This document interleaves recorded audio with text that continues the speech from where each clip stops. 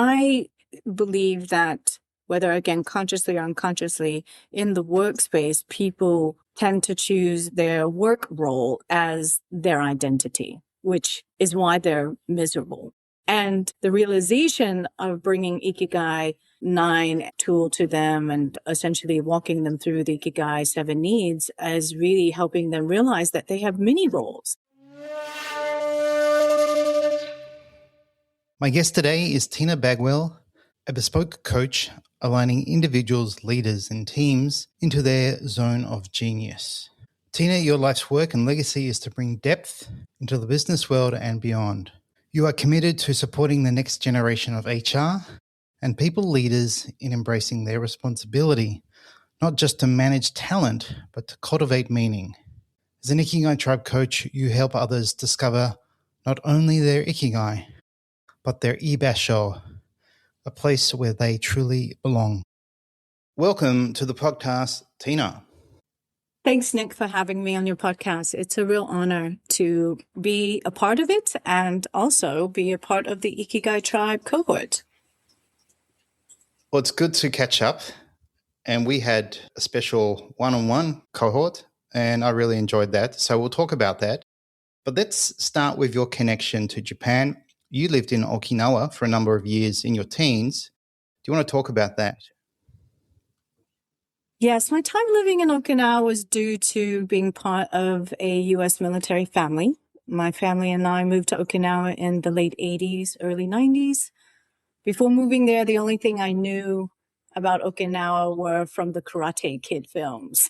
So once moving to the beautiful island, I definitely learned that there was way more complexity and history of the place. The Ryukyu Islands, the people, the culture definitely left an imprint on me. I actually did not realize it at the time because I was just a teenager, but now I know that how I choose to live today is from my experience living there. I choose to live with intention, help others in the community, creating a meaningful purpose, and striving to live with positive emotion and way of being. Nice. I recently went there in November and got a taste of, I guess, the lifestyle, or the digital nomad lifestyle. But it was quite unusual. I remember seeing just all these boxes, these concrete boxes, and I thought, oh, this is weird, because you usually see these beautiful picturesque photos of the beaches, and then someone said, oh, it's because of all the typhoons. Mm-hmm. I thought, oh, okay, that makes sense. But yeah, what are some of your fondest memories of Okinawa? Well, interestingly enough, like I mentioned, being part of a U.S. military family generally meant that you would be living on a military installation or military base. Okinawa at the time had several military installations based on different branches of service. The biggest one in Okinawa is the United States Air Force. They have an Air Force base there called Kadena. And because there are all 4 branches of the U.S. military services there on the island, there was not enough housing. So the first 2 years living on the island was actually living off the base in probably about 5 to 10 kilometers outside of the base, living in an actual Japanese traditional home, being close to the water, and also where I actually had other mates that went to the school with me, there was a large sugarcane field that I would have to walk through to get to my mate's house. And there was something eerily special about walking through the sugarcane fields at all times of the day and night. I would see, obviously, the cats of the village that we lived in, going through there, catching mice, and just the peaceful, quiet night air, and also just being with my thoughts. And it was just very meditative, actually. And again, at the time, I didn't really appreciate that as much as I reflect back on it. Now, I'm going to put you on the spot a little bit, because you did reveal to me you were a bit of a wild girl back in the day. So did you get up to some trouble? I did get into some trouble with mates that, Luckily, it was actually easier to get your driving license or driving permit because we were on the military bases. We could get access to vehicles that were very much vintage cars, but our parents really gave us a lot of freedom, and we would spend a lot of time going off base, driving around, racing, doing that kind of thing. And so, yeah, I got involved in some of that. Hard to believe, but I got Yeah. up some.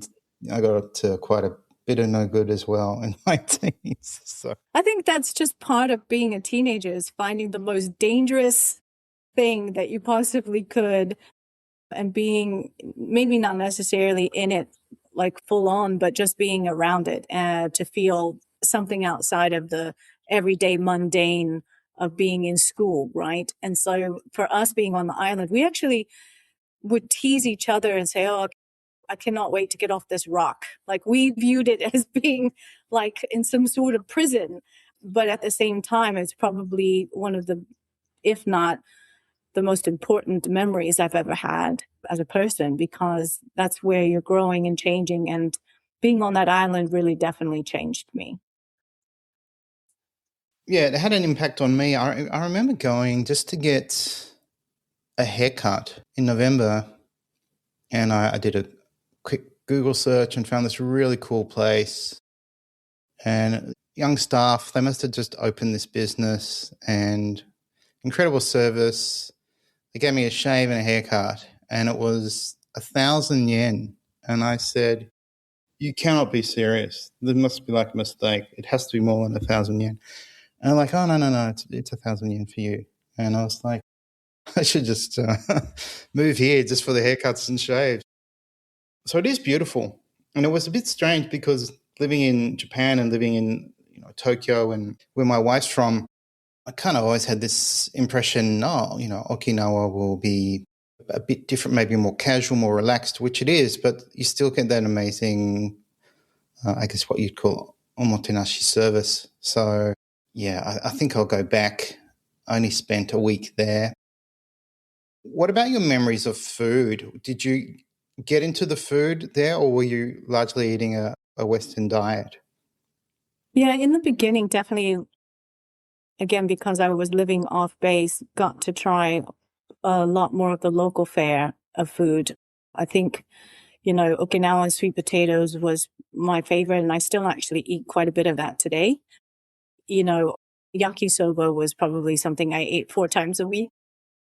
And I wouldn't necessarily say that I got into like sushi, because that's not necessarily part of Okinawa's culture. Yes, they have fish and as part of their diet, but mostly it was very simple food. It wasn't complex, very much about the season and the ingredients of what comes from the farm. And I was also lucky that in school, on the military base, we did have some mama-sans who would work in the cafeteria kitchen as our ladies of, that made lunch for us. And they definitely made a variety of a menu. So it wasn't just American Western food. So definitely had a variety of like Pan-Asian type of menu, which was very lovely and very healthy. Nice. Well, there you go. All these wonderful memories. Let's touch on you now. So you have a number of current professional roles. So what are they? Well, I've spent the last few decades in the field of human resource management. So as of late, specifically working with global organizations in a global role. And that is mostly being a HR leader who provides coaching, a thought partner to the business leaders and the teams as they navigate their ongoing changes with their business model. In the last 5 years, since the pandemic, I have really focused on my coaching role, or elevated that part of the role, to helping people in the workplace find meaning with the work that they do, purpose, and belonging, so that they can thrive in a very demanding work environment. We're going to touch on all those themes. but you shared with me that you also do some volunteer work with women. So can you share what you do there? Yes, Nick, I am super passionate about coaching and leading top performing women in their life and career journey. I definitely spoke to you candidly about that through my time studying with you. I have coached many female leaders in the workplace. However, over the last few years, I've taken my coaching abilities to the community. So this is actually a women's center in the city that I live in. And this Women's Center provides programs and counseling services for every phase of a woman's life. And as a volunteer there, I provide career coaching services and then obviously recently incorporated the Ikigai tribe fundamentals into that workshop. Fantastic. Yeah, I was very inspired every week when we spoke. You're very savvy, you're professional, you really care about your work and people, you do your research, your due diligence. And I actually pulled up the first inquiry you sent me through my website contact form, which was August 2024. And you wrote certification question, hello, are these coaching courses accredited with ICF? And I replied, no, they aren't, but you're not the first person to ask. I'm looking into ICF CCE credits for my certification. Now, as you know, my course is still not accredited. I guess I have this idea, I just can't be bothered with the paperwork, despite you encouraging me to do so. So it's still a possibility. But you shared with me that last year you were looking at doing some coach training. So what attracted you to study Ikigai as a coaching methodology? What attracted me to the program was the fact that you stated it was not the Venn diagram that Mark Wynn came up with in 2014. I mean, that really was what struck out for me, which I'm sure many people have seen that floating out there on the internet. And it was validation for me because I knew that Venn diagram was not the essence of Ikigai based on my time in Okinawa. I wanted to learn more and definitely wanted to learn from the masters who took the time to study Ikigai and how it became part of the Japanese language and the culture and the transcendence of beyond just the word itself, and how that can be incorporated in the everyday living and the choices you have to make in living life. So that was the biggest reason that I was like, okay, this is resonating, which is one of the 7 needs, right? Resonance is important. And I felt that frequency connection with you, Nick. And now here I am on your podcast.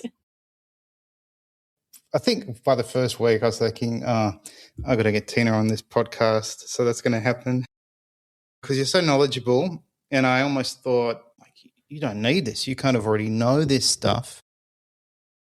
I almost felt like I'm probably benefiting more from our weekly sessions than you are from me. So it was fun. I remember that the first week after we stopped and I was like, I'm kind of missing my conversations with Tina. So it is good to see you again.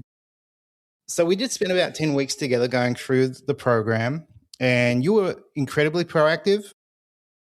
And I think by the second week, you were already testing some of the coaching tools with your team. And one of them was the Ikigai 9.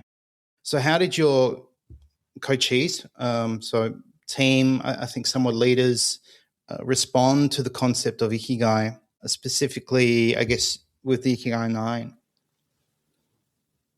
In my global role, it is a major focus to elevate the people and culture, which basically means what does that look like as it relates to engagement? Engagement as a leader, engagement running a team, engagement as an actual team member, as an individual. And so that requires some real time spent with them and understanding their scope of work and realizing through that process that they are missing a lot of who they are, authentically who they are. And using the Ikigai 9 is a leap forward in building trust with the individual and learning what they value, which shows up on the ranking score. And I find that Ikigai 9 tool, when used, actually really brings out a lot of awareness for the individual, awareness of seeing within those statements where they are within their core beliefs, how they're making choices, where they're lacking and maybe within those frameworks. But ultimately, it's a real shift in being for them. And it creates for me an opportunity to introduce them to the Ikigai 7 needs easier because they have now seen through this lens and this awareness that this is missing or they're lacking this in their life. All right. It is interesting that it often seems some people leave some of their values outside the workplace, thinking, oh, this is what my role demands of me. And so they're kind of compromising themselves. And then you mentioned this lack of engagement. So let's talk about that. Tenure length is on the decline. A Google search revealed that tenure length in the US is about 4 years. And in Australia, it's 3 years and 4 months. What are you seeing?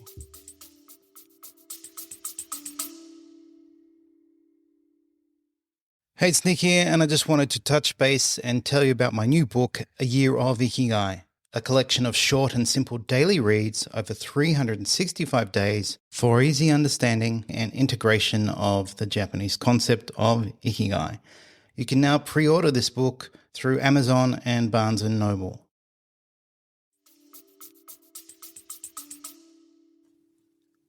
Yeah, there's definitely no denial in those statistics because it's still very much a true statement that there are 5 different generations working in the global workforce today. Tenure as a factor for career longevity is fading with the newer generations. I see more and more people using their core beliefs and values, whether consciously or unconsciously, in their career journey and their decisions around that. Which is why the Ikigai Tribe coaching program has really hit a chord with a lot of the Millennial and Gen Z employees that I coach. You know, when I talk them through the 7 needs, it's like a light bulb goes off and says, okay, this is why I'm struggling with my career journey because I'm missing those things in the work that I have chosen to do. Or a lot of times they recognize that the work that they did in college and university is not the work that they're doing today. And unlike the Gen X and previous generations where it was pretty normal to go take, college, university and get those things done and just jump into whatever was available. The Millennial and Gen Z generation are not doing that. They are choosing to take a nonlinear path, but also not spending their entire time in one path. They want to have as many paths and many learnings, many experiences throughout their journey. And a lot of it is, interestingly, going more towards the entrepreneurial path than ever before. Yes, that might be how they survive or thrive in this changing world of AI, and we'll probably touch on rolefulness, but there are many roles fading. Well, there's loss of role, but I guess there's also this creation of new roles. But I have noticed other people say that the younger generations are wanting more than just a job and to be paid and security. They're wanting meaning, sense of purpose, more engagement. And I guess they want to, mix it up a bit. They want to not just mix it up, but actually at the core of what humans do best is create. Be a true creator in their world, in their space, whatever that might be, especially the digital world that they have grown up and grown into. They really do navigate towards that entrepreneurial spirit and creation. And so it'll be interesting to see how AI models either assist with that or grow that, hopefully safely. But there is definitely this need for creation in the generation that's coming up. Well, that is interesting because we do hear the phrase the creator economy. Many young people do aspire to become creators. And we can actually tie that to Mieko Kamiya's need of self-actualization. where she basically says it's the joy of creation and using your unique imagination to create something new. So maybe it's such a possibility. There are so many ways, there are so many tools. It's become real. But maybe when you and I finished high school, we kind of were just thinking, well, I've got to get either a job, I'm going to university, and then hopefully I'll get a job in the field I study. And maybe later in our careers, or for me, obviously, I began to realize, I can do my own thing if I want to. It's just I've got to take the risk. Maybe the younger generation don't see it as risk. They see it as something they almost want to do or have to do. It is very interesting, Nick, because I think from my own self-reflection over the last decade, I have found that even talking with Gen X leaders and others that work in the human resource field, that the younger generation, they don't see things, not again as linear as we did, because I don't even think we knew there were options. We were just told this is the linear, this is the straight path, you cannot go off this path. You know, we were discouraged by our parents if you wanted to be in a creative field. Actually, I think a lot of people resonate with that story. I know I wanted to do something in art, and my parents were like, well, that's not a real job, that's not going to pay for this, that, and the other. So whereas the millennial and, Gen Z, being in the digital space is literally creation every single day for them. And so that is a part of their DNA. It is a part of their wiring. And I do think that's why they don't do well in the corporate environment, when it's just this linear path and it's restrictive and it's rigid and there's no movement. Whereas they've grown up with movement and innovation and creativity and digital creation. Like YouTube has been like the backbone for that generation, both of those generations. And so they're like, don't gaslight me. I know that the world is full of creation, and I want to be a part of that. And that's why it's very uncomfortable for them to be in the corporate environment. I have a handful of employees that I talk to, and they're like, okay, what's next? What else can I do? How can I grow? How can I move in this direction? It is very, very much a space of exploration and exposure and wanting to take on more experiences. So yeah, it definitely matters. I see it in my son. My son is a creator. He's making music for a computer game, but he's also making music for himself. And the possibility of working for a company is completely off the radar. He actually worked for Uniqlo, and that didn't last very long. And he's kind of anti-establishment, anti-corporate, anti-everything. And I've thought, well, I'll just let him pursue what he loves and, see what happens. So I've been very cautious not to say anything like, oh, why don't you get a part-time job? But it's interesting letting go and letting people do what they want. I guess you've got to also hope they take on the responsibility of being a growing adult. And I guess the next couple of years will be interesting. I think I've shared with you, there's a possibility I move back to Japan with my wife, and my son doesn't want to do that. So yeah, I have to see where he's at in a year or so. Can he create and make an income from it? I always had this fear with social media and AI that children would lose their creativeness because they'd be consuming so much content and they wouldn't read or draw or do these things. But luckily for him, it is a tool. He can use all this technology as a tool to express himself. So I'm optimistic in some ways, yet, yeah, I have some major concerns that social media, AI, there's consumers and creators, and there seem to be far more consumers than creators. Yeah, what do you think? I don't disagree with your assessment. Even though I'm not a parent, I have many mates, many friends that are. And they definitely, because a lot of it was the unknown for the last 25, 30 years. I think, we didn't really know how social media and content and all of that digital content would impact the human biology. But I think that as long as parents can try to create balance where they can, and like you said, once your children are on their own, that they hopefully can continue to try to create that balance for themselves and try to make good choices. But I do find that there are many people who understand the reality of working in a digital creation type role, whether it's creating music with their Apple, Mac, computers or whatnot, but they get inspiration from everything else in their life.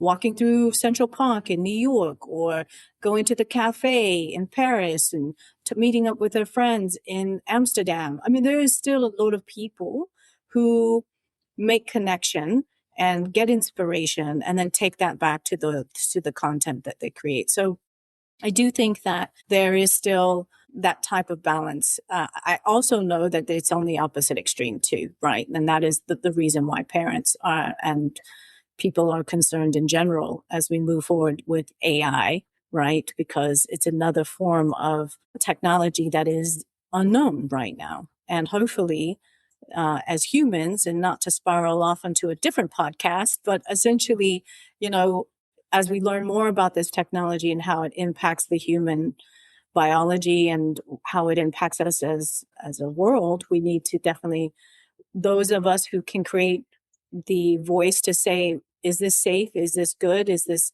helpful for the future generations? Then hopefully we can manage through that. But I think that going back to the original question, it's really this type of change in how people view how they should conduct their lives. It's definitely, for millennials and Gen Z, about having no set path, but just really being exploratory and just enjoying that in their life, not thinking about, oh, I have to have so much in my bank account. They really want to enjoy the life that they're having and the memories that they're creating and the experiences. I think you're absolutely right. My son seems to be a far deeper thinker than I certainly was at his age. And I think he values freedom. So it is an interesting time. And you wrote that the last 5 years, marked by a global pandemic, constant volatility, uncertainty, complexity, and ambiguity, these last 5 years became a profound turning point. They revealed that many systems fail to address, and engagement does not come from programs alone, but from meaning. So can you expand on that? Why does meaning matter? I believe that the world state of being in this VUCA environment is here to stay. Again, many people are making decisions differently about how they are impacted by it. Even though in the first few years out of COVID, the business corporate world made the working environment really flexible, as an example. And then slowly in the last 2 years, corporate businesses are trying to make people go back to a system of being in the office and claiming that is engagement, when that is just only one dimension of engagement. People want to fulfill their days with being with their family, their friends, doing meaningful things like a bike ride, walking in nature, versus countless hours in Zoom calls or meetings, which again goes back to my point earlier, why the millennials and Gen Z generation are so uncomfortable in the corporate business environment. They're like, this doesn't fulfill me on an everyday basis. And I think that's why employees are struggling today.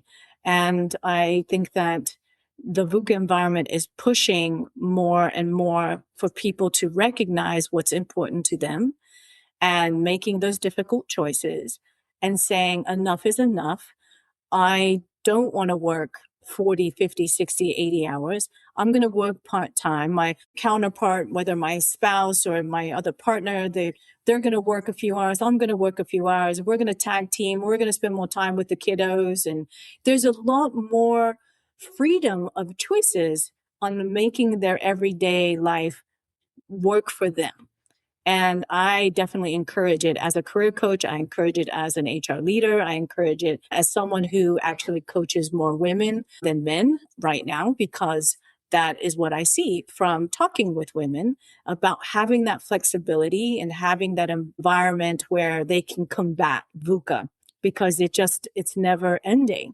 And I think that one of the beautiful things about what came out of COVID and what came out of the pandemic is that this wasn't just isolated in like one particular country. This is worldwide. People are viewing that they are leaving the empire of the past and moving towards more of that philosophical empire, which I would love to see grow and change and evolve over the next 50, 100 years, right? That we go away from just being all this like technology, robotic, and like all just trying to make money, and moving towards again this place of I'm waking up and choosing as a philosophy, as a way of being, and choosing my Ikigai, whatever those sources are, those needs matter, and creating this utopia experience.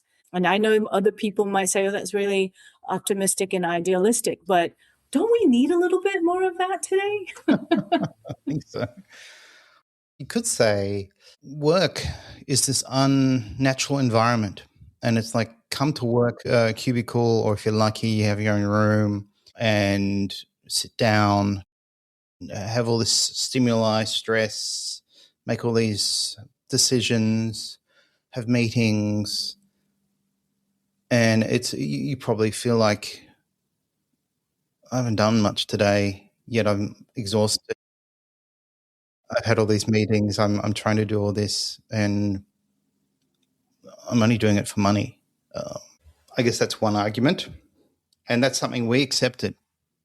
It's this new generation saying, "No, I don't want to do all this stuff," whereas we probably just thought, "Yeah, you can't say that." So yeah, it's like this artificial world of work, especially when you have to go into work, and there are obviously pros and cons to all of that. But they question it, and not only that, they make decisions whether, okay, well, I'm not going to do that, so I'll do it my way. So yeah, I guess we can't say this when I was a kid. This is what I did, because it's not relevant and that they don't care. So we kind of have to, or as a father, have to give my son this freedom. But you also share that employees are struggling not because they lack resources, but because they lack clarity around their values, beliefs, and sense of purpose. I've been touching on this or leading towards this. Core, often unconscious beliefs are quietly shaping choices, disengagement, and disconnection from work itself. So this seems to speak of rolefulness or a lack thereof. And I think you really loved the concept of rolefulness when we explored that. Yeah, because I believe that whether again consciously or unconsciously in the workspace, people tend to choose their work role as their identity, which is why they're miserable. And the realization of bringing Ikigai 9 tool to them and essentially walking them through the Ikigai 7 needs is really helping them realize that they have many roles that they wear. You know, they wear many hats, and they are choosing to be in one role more than the other because of, again, the hierarchy of needs, like in terms of like survival needs. But really what I'm showing them, it's not the 7 needs isn't about survival. The 7 needs is about being human, and that living in a more human life will bring the abundance, will bring the harmony and the wealth and all of those things. It will come because you are in a different frequency, in a different state. And I think when you can approach those different roles, not from a place of lack, but from a place of feeling fulfilled, you're going to have, that deep, deep connection to your Ikigai. And through that, you will have, of course, all those other things that will come. Yeah, I think it was you who touched on the idea of role balance, and that seems to be something they're intuitively aware of, whereas we did value our work role as the most sort of primary role. And obviously in Japan, even over family, work mattered more. And I mean, Ken Mogi talks about this idea of you must be careful to make one role your life, and it results in this tragic loss of opportunities. So to live a roleful life requires this balance where you're not sacrificing one role for the other. You somehow find this balance. And maybe that's what we're all looking for, because there's nothing worse than going to work thinking you're neglecting your family and then coming home being with your family but not being present because you're thinking about work, or whether it's with your friends. And that has definitely been something I've seen, Nick, more and more with the women leaders that I support and coach. Rolefulness is something they do quite naturally. They play many roles, and most of the bigger type of roles are caretaking roles. And, they have really shared with me how this coaching has helped them see, okay, I need to shift that. I don't want to spend all my time caretaking. Or even in the work, role, how do I switch that to balancing and being there for myself and taking care of me? And, that's just as much as a role as it is being a mother or a VP. And so it's really highlighted for them how important it is to balance between those roles and not constantly be in one or two and forget who they are. Yeah, it's almost as if the environment or the company has to now adapt to the needs of the individual, because if you're wanting to be a caring parent, at the same time flourish in a meaningful work role, you want to be focused on each role when, I guess, time or demand requires you to. And you don't want to be, instead of feeling guilty, you want to be thinking, things are good. I can go home tonight and have a fun evening with my family or whatever, and you can look forward to work. I remember having a conversation with a woman, a new mum, and she was struggling with exactly this idea of, when I'm at work, I have this feeling I'm neglecting my young child, but then when I'm with my child, I want to be at work. I want to be furthering my career. I want to be contributing. And it was strange. It couldn't be the other way around. Like, when I'm at work, I'm enjoying work. And when I'm at home, I'm enjoying being a parent, because there's this kind of, there's this pressure to be one thing or to have one main role, or maybe only two.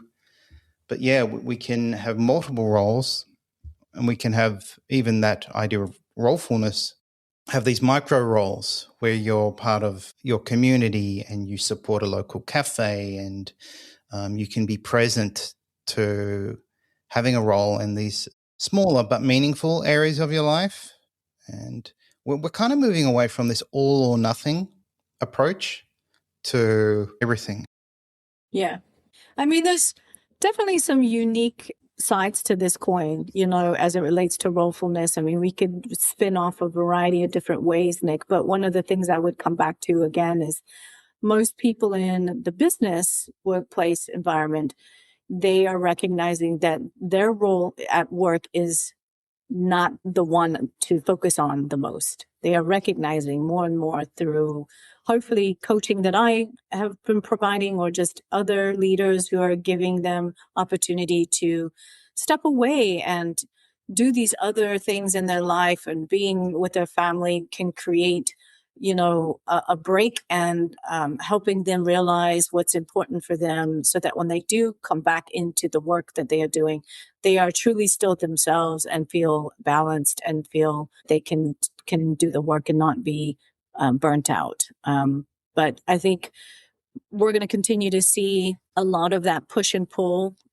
Corporate leaders and the boards out there, they're not getting it because I'm sorry to say this, and somebody out there might, say, Nick, that person, Tina, on your podcast, she doesn't know what she's talking about, but I do. These executives that sit on these boards are Gen X or older.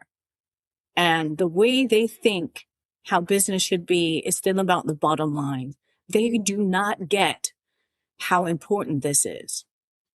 And they are not shifting fast enough. And they're going to have less and less people who want to work for them, ultimately. Yeah, it's like the old dog, huh? Too old and not ready to change. Well, let's talk about Ikigai in the workplace. And working with you, I was quite hopeful because Ikigai in its various forms has been a topic of discussion or inspiration in the workspace, obviously the Western model. But I was quite hopeful. Tina will be one of my first members who will validate some of these ideas. So you write on your profile, from my own lived experience and deep study of Ikigai, I came to understand how vital it is for individuals to reconnect with what truly matters to them. Ikigai is not a framework to be implemented. It is a way of remembering who you are. So would you like to expand on that in this context of work and the work you've done with your coachees? Yeah, I recognized again in these last 5 years, even for myself, that the work that I was doing was not truly meaningful for me. I had to go through this on my own. I didn't have an Ikigai coach, but I literally had to strip away all of the stuff that I had learned over the last 15 plus years and get back to the core of who I was, to understand what was valuable, what was my core beliefs, what were some of the negative patterns that were getting in the way of remembering what really was joyful for me.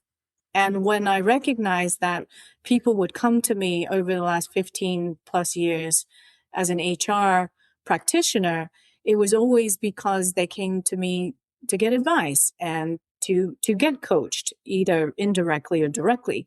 And when I remembered that, and remember that came so naturally, and that was bringing me Ikigai and the feeling of Ikigai, then I knew that's what I needed to do for others, was to show them that they could go back and figure out what that was missing and holistically go through this process.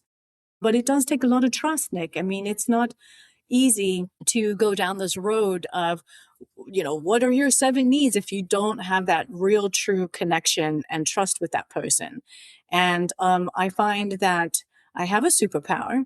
Even across Zoom, I make really heart-to-heart connections with people, and they feel that they can trust me, and they feel that they can reveal their vulnerability and what they're missing and what they need in their life, and to go down this journey of remembering who they are. And that is why I've taken it upon myself to take your program and move it forward and create that momentum for others to go through this journey, because I think that is the future. I'm going to continue to fight for that philosophical empire. And this is going to be a part of that momentum and that journey for a lot of people. Yes, you talk about holding space for people to do their inner work. And that's been a key realization for me as a coach. We're really just giving people time to pause and reflect on what matters to them so they can make better decisions. And I thought, wow, there's 2 ways to do this. You either encourage people to journal, which most people don't do, because the only other way you can sort of objectively think about your life and pause and question things is when someone is guiding you to do that. And your ability to connect with people, whether it's in person or through Zoom, I do think it's your superpower. And I think that's the skill set of a coach. You have to be so present to the needs of the person you're talking to and know when to question, guide, and obviously know when to say nothing. And Ikigai seems to offer this new perspective, also with the sub-theories we explored, which we might have to talk about on another episode because we haven't even touched on Ibashol. But I think you're also a living example of someone who enjoys a lot of Ikigai. And we can obviously frame that in these needs we've been referring to. So we're referring to the work of Japan's research pioneer, Mieko Kamiya. So how do you incorporate her needs into your life? It is definitely a form of mindfulness. I definitely believe it's a practice. It is no different than getting up and washing your face, brushing your teeth, getting your cup of coffee, reading the newspaper for those of us who remember doing that. And I take it from there. I add on to that while I'm doing those rituals, preparing for the day or winding down from the day. I'm asking and reflecting upon, did I fulfill those needs? At least a few of them every day. And if I can answer yes to at least one, to me, that is Ikigai. That is the essence of Ikigai to me, is that I was able to, either in action or through thought, preserve myself, or in the case of self-actualization, realize that that is what's important, and I put focus on it. And for me, the biggest out of all the 7 needs is to feel satisfied. Did I have a satisfying day? Did I have a satisfying conversation? Did I have satisfaction from having a meal with someone and been there for them as they expressed what was going on in their life? Today in the United States, and this past weekend was Valentine's weekend, but there is something known as called Galentine's. And I was with some of my lady friends and just being there and focusing on giving space for them. That's Ikigai. And I think that connection and belonging and feeling authentic through these, practices of fulfilling those 7 needs is the solution. I think going forward for us as humans, I think it incorporates everything that we are. It incorporates the energy that we bring to each other and to ourselves. So, yeah. I love it. It's interesting you chose what Kamiya defined as the most fundamental need, this need for life satisfaction. And we do find it in the smaller things, in the conversations, in the meals, in enjoying our coffee, or I know you have a few cats, even just observing your cat play and flop on the floor and relax, being in the sun. Cats seem to have a lot of Ikigai. They do. They do. So do birds. Birds, if I go for a morning walk, it's like, oh, these birds are switched on to their Ikigai. They're tweeting and flying about. They know what to do. They're not worried about anything. Definitely, they are living with intention. And we get bogged down by a lot of other things because we are more complex as humans. But I go back to trying to simplify my everyday rituals. And those everyday rituals is based on those 7 needs. Well, I'm very happy to hear that. And like Kamiya, you are someone who inspires me to do better. So it's been a joy to have you on. And maybe we'll do another episode and we might touch on ibashol and whether or not ibashol is a model to bring into the workplace, where ibashol is a place to be, which really touches on authenticity. So I'd love to have you back on. Yeah, I definitely think there's a part 2 to this podcast, Nick. I think there is definitely this, in the work environment, there's a lot of chatter around inclusivity and bringing diversity. And that's a form of ibasho, in my opinion. And it's about building where people feel like they do belong and they are authentic. But ibasho is an essence of that in everyday conversation. It's the essence of how you choose the work for those employees. It's how you allow space for them to talk and have freedom of opinion. And we can go on and on and on about how ibasho or creating culture in the workplace can be beyond just DEI. So I would love to have that conversation. It's a heavy debate out there in the world of human resources on what's next, what's outside of that. And I think it's ibasho. I think we can peel those layers back and have that conversation. Well, it sounds good. I shared with you, I was delivering a workshop for a fairly large company. Yeah. And we touched on ibasho and rolefulness, and we just talked about Professor Kato, my good friend Daiki Kato's concept of rolefulness. And I presented to them those 3 behaviors of greetings, having conversations, and expressing gratitude. And one of them said, like 5 or 10 years ago, our company had a no hello policy at work. Wow. And there's a bit of confusion as to what it was. And one guy ended up saying, no, this is what it was. It was, I would say hello to you. And instead of you saying hello back, Nick, how you going, blah, blah, blah, I would just say, hello, Tina, I need that report. There'd be no conversation. And it obviously failed. Because is that company even still around? Is the bigger question. Yeah, they're still around. I don't want to say their name, but it was like, we have to improve efficiency. So we'll just cut out any kind of human small talk. Yeah, it was interesting. Like, these basic behaviors of just being human, they wanted to remove, and it did not work. And I think you're right. We need to go beyond this focus on just diversity and inclusion. I guess we just want to feel human and authentic in the workplace and have that for everyone. So, yeah, let's talk about that next conversation. So thank you for all that you've done for me. You've inspired me. You were a great listener to me at times, and you also validated a lot of these concepts in the workplace. And it was always wonderful to hear how people were responding to what you were coaching them on. So thank you, Tina, for being a good friend, a great coach, and a source of inspiration. I can say all those words right back at you, Nick. Honestly, I learned so much from you during our 10 weeks, and I am excited to continue to learn from you and with you, and that this journey is going to continue. So I'm really excited about that. Thank you so much, Nick. Right on, sister. All right, I'll speak to you soon. Thank you.